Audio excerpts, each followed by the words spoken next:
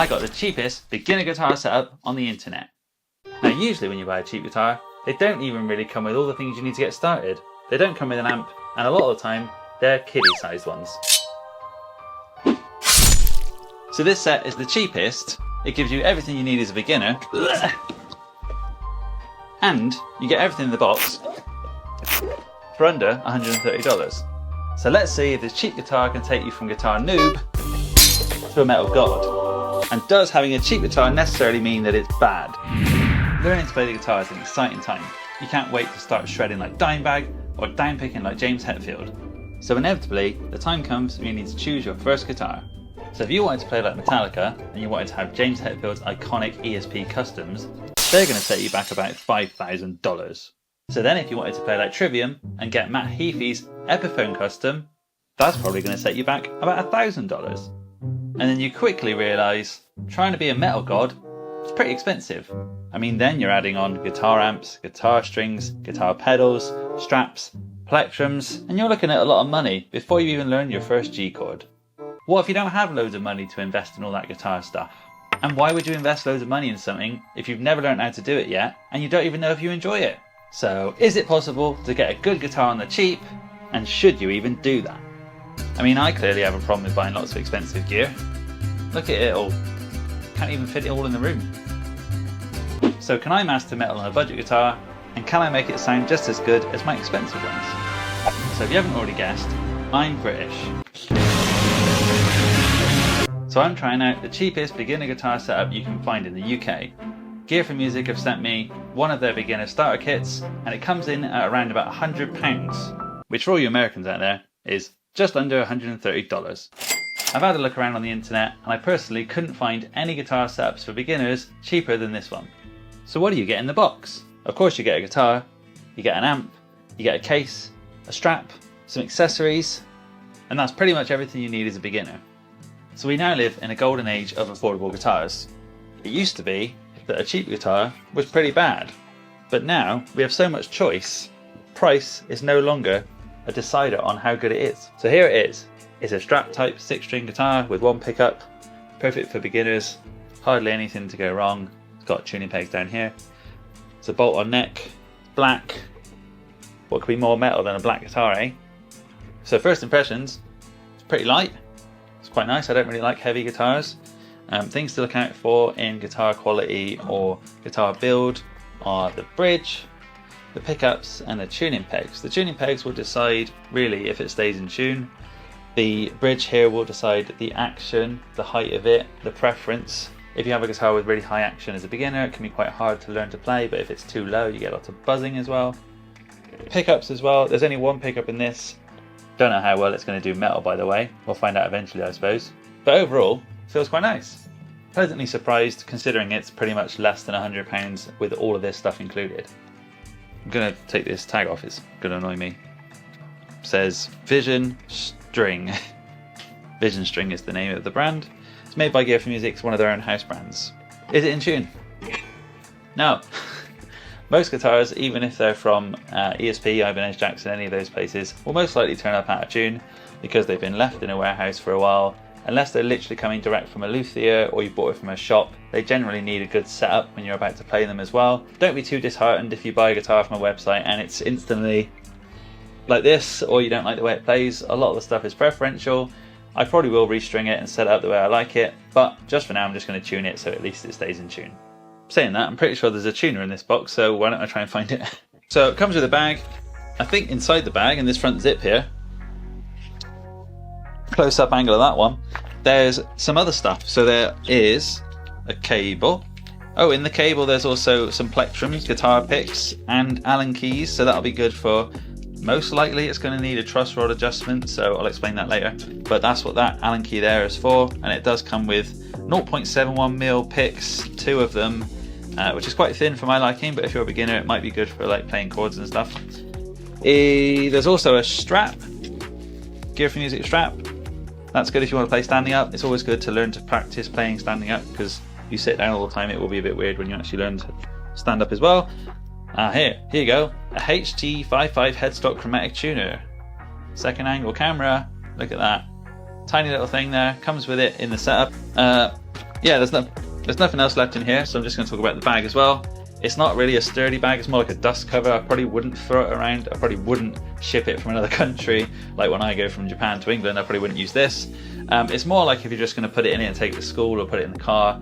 Maybe don't put it on your back and ride a bike, because if you fall off, it might get damaged. Or it might fall out the bottom, you never know. You could always put this inside another case, because then it will be protected inside it, and then you'd have a good sturdy one as well. So let's just out this tuner, opening the box here. Nice little unboxing. Instructions. So it's one of these little headstock clip-on ones, and it's got a little seal on the back. Always pull that out, like when you used to have a Tamagotchi, if you're old like me. Pull out the back of any tuner to make sure the battery is intact. Then you'll see there's a little screen on here, and when you clip it onto the guitar, it will detect the vibrations through the headstock, and then it will tell you what tuning it's in. And in this case, I think it's going to be out of tune. So as you'll see here, on this angle, it says E, and I'm reading it backwards. So when it flashes green, I can assume that it means it's in tune. There we go. Then we want A, because we're going to play in E standard. Testing my knowledge of being able to see backwards as well. And when you're a beginner, you might try and learn to tune by ear, but it's really difficult. When I was a beginner, I had a CD that came with my guitar with tuning notes on it, and I watched it with my dad, and I sat there and I was like, yeah dad, it's great. And it didn't sound in tune at all. It wasn't anything like this. I didn't have a tuner with my starter kit when I was a kid. Sounds pretty good. So that's in tune. Will it stay in tune for this entire video? Who knows? I like to play quite heavy. You know, I play Metallica wrist down pick, so that sometimes will knock it out of tune, but the test is, let's see if it stays in tune. I probably would personally set it up to my preference, but for now I'm just going to leave it as it is. Let's see how the amp sounds, because I'm pretty sure it comes with an amp as well. Oh, it actually comes with a guitar setup guide. That's quite useful. It also comes with an amplifier manual, which explains how the amplifier works. So let's get the amp out and see what that's like. It's quite small. As always, use a pick to open it. Don't need a knife anymore. Yeah, when I first opened the box, I was surprised that there wasn't another parcel. I was expecting another amp to come, like a huge one, but it's actually inside it. So, here it is. Ta-da! It's massive. I'm going to play Wembley with this one. Ooh. Here we go. Here we have it. Second angle for that one. Ta-da! I mean, let's use perspective. God, it's ginormous. It's almost as big as my head. There we go. So as you can see on here, it's not ginormous, by the way. It's quite little. It is a 10 watt amp, which actually 10 watts is pretty loud. I've got some amps that are 1 watt, and that's still loud enough. I mean, it's only got 3 dials. It's got volume, tone, and gain. It's got headphone output though, and that's quite useful if you don't want to bother neighbours or your parents, so you want to play at night and that kind of thing. And as you see here on the gain, it's just got clean and then drive. So I guess the first 3 if you're playing clean, and then when you turn it all the way up, then you've got distortion. But it's not very many dials on this amp, and it's not very big. I mean, what were they thinking? Come on guys, you're sending Jamie Slays a 10 watt amp that's this big. It's not very big, is it? It's not going to be super loud. Suppose I'll have to plug it in and see how it sounds. I'm going to have to mic up an amp now. This is why I use plugins all the time. So I'm back. I've set it all up. I've got the amp ready. It's mic'd up. As you can see, the mic is pretty much as big as the amp, so I had to put it on a little box to prop it up. And I'm going to use the cable that came with it. I'm using the picks that came with it, and I'm also using the strap that came with it on the guitar. So let's just unravel this little thing here. I'm a bit of a cable snob, so I probably would usually use one of mine, but for the sake of this demonstration, I'm going to use this one. This guitar has a direct kind of Fender type input, like this, so I probably won't use a right angle one. It does come with a right angle on the bottom, so I will use the straight in one, and then the right angle one will go into the amp. The amp's power cord isn't very long, so I also had to kind of move some plugs around to get it into the power supply I'm using. I'm going to plug it into there, as you'll see. On the other camera, you should be able to see that there are 3 dials, like I said before, gain, tone, and volume. Let's just hear how they sound directly plugged in and turned on. Is the guitar still in tune for starters? Yes, it's a little bit loud as well. Like I said, 10 watts is actually quite loud. You probably could get away with 5. It is in tune. We've got the gain on halfway. Sounds quite clean. So let's challenge this amp. Let's see, can it do metal? Bit of advice, if you're going to turn the gain all the way up, turn the volume a little bit down, because otherwise you get loads of feedback.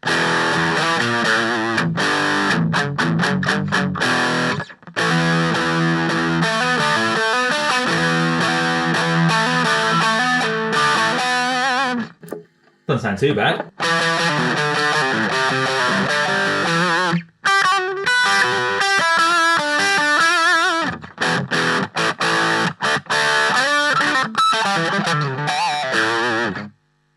Is this the worst amp I've ever played?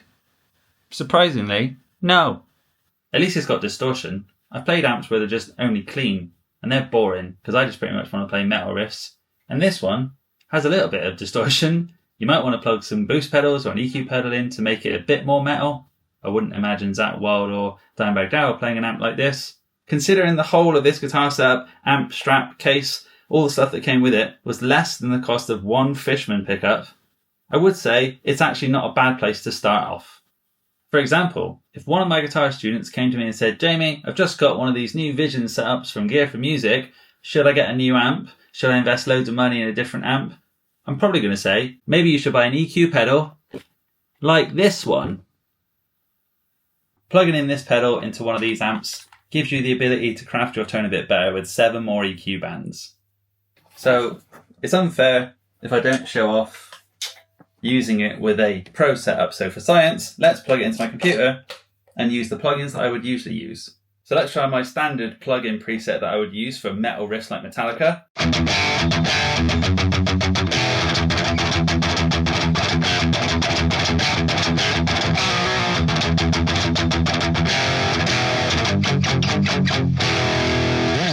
Now, I'm sure you can notice, it's definitely night and day compared to that tiny little amp, but it's not quite hitting it for the tones that I usually get out of these presets. That's probably because I'm used to using active Fishman humbuckers or any humbucker pickup for metal, and these are single coils, just one of them as well. But I can hear you saying, Jamie, there is a band that plays metal with single coils. Iron Maiden do that.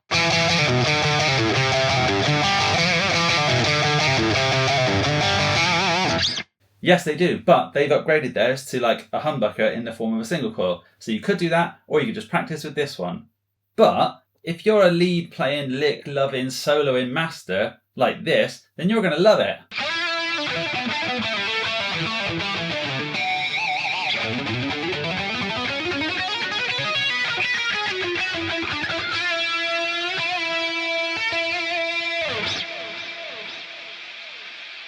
Wow. I'm actually really impressed with that. I mean, it sounds great for leads.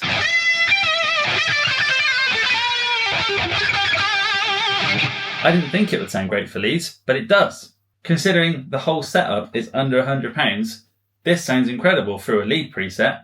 I was initially concerned because for metal it didn't sound that great. Iron Maiden it sounded alright to be fair, but with the lead, that's where it really shines. It's got some chorus on there, a bit of reverb, a bit of delay, and you'd never know that this guitar was as cheap as it is. Because if I wasn't showing you this and you all had blindfolds on, you wouldn't know it was this, and it sounds incredible. I mean, listen to this.